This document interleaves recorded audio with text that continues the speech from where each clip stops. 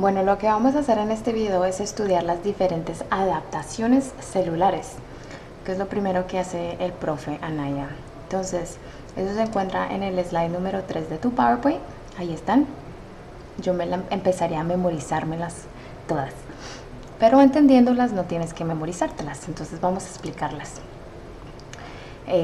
Bueno, ¿qué es una hiperplasia? Una hiperplasia es un aumento en el número celular de un órgano causado por un tipo de estrés. Ese estrés puede ser fisiológico o patológico.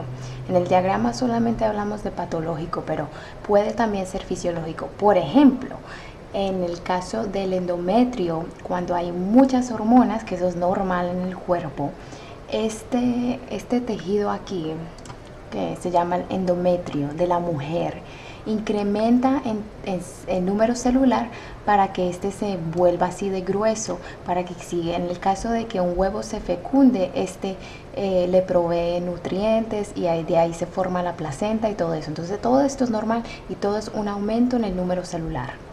El segundo ejemplo es la compensadora de hígado, en la cual, por ejemplo, en cirugía lo que se hace es cortar un pedacito del hígado. Y al cortarse ese pedacito del hígado en cirugía, fisiológicamente el cuerpo, las células del hígado van a intentar recuperarse, van a intentar volver a su sitio normal.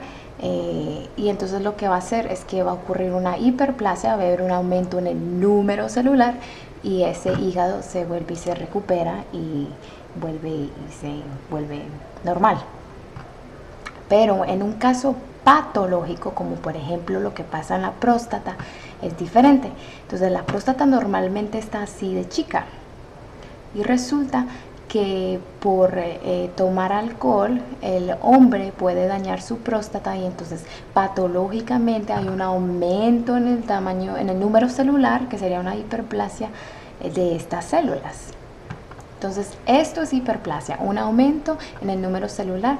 Recomendaría que, ya que sabes qué es y entiendes, pues ahí sí aprenderte estos ejemplos, memorizarte estos ejemplos porque pueden venir en una pregunta del examen. Continuemos, ya vimos hiperplasia, vamos a ver hipertrofia. En hipertrofia ya no es un aumento en el número celular, sino un aumento en el tamaño celular.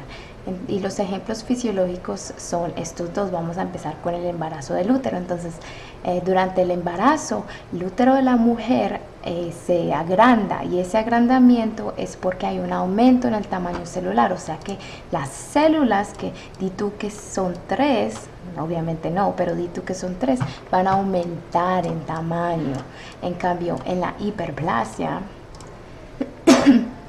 esas 3 celulitas de aquí del endometrio, por ejemplo, no incrementaron el tamaño, sino que incrementaron el número.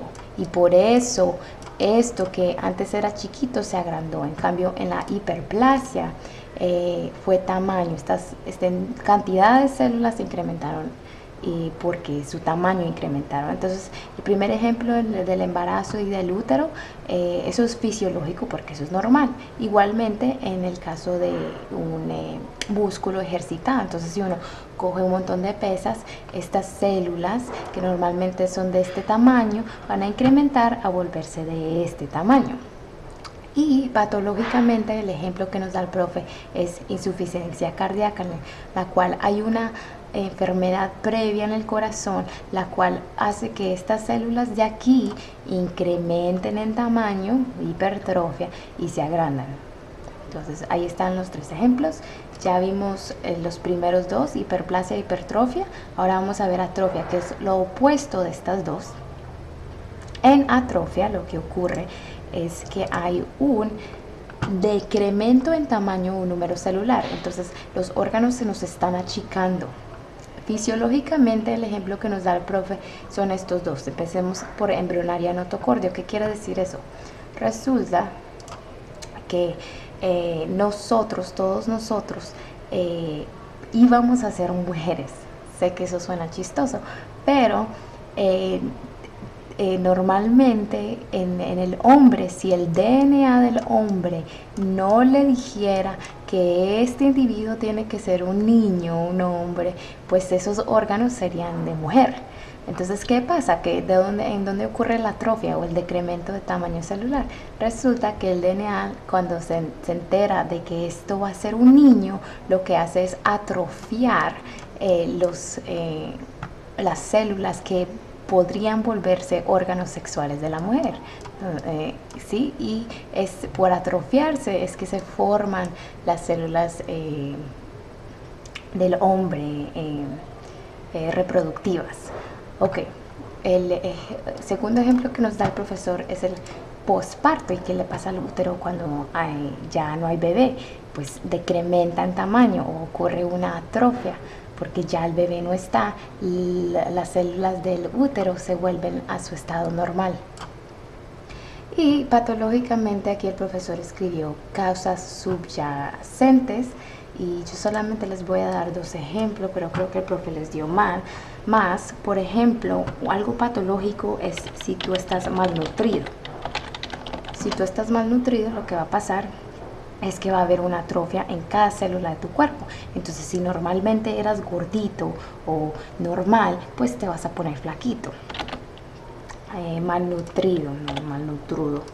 ¿Y qué otro ejemplo? Bueno, cuando hay poco nivel hormonal. ¿Qué ocurre en una mujer ya de edad?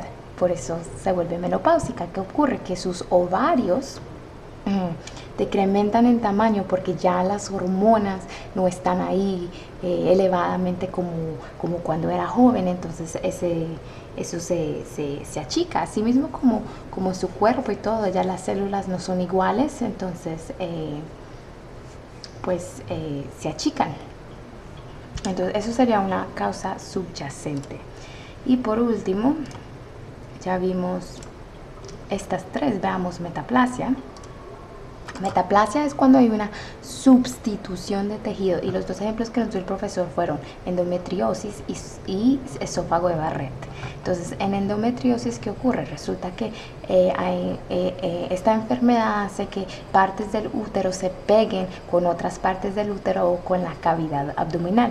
Entonces, el tejido de aquí, que normalmente era un tejido DITU tipo A, no que sea tipo A, pero DITU teóricamente, por esta enfermedad cambia a tipo B.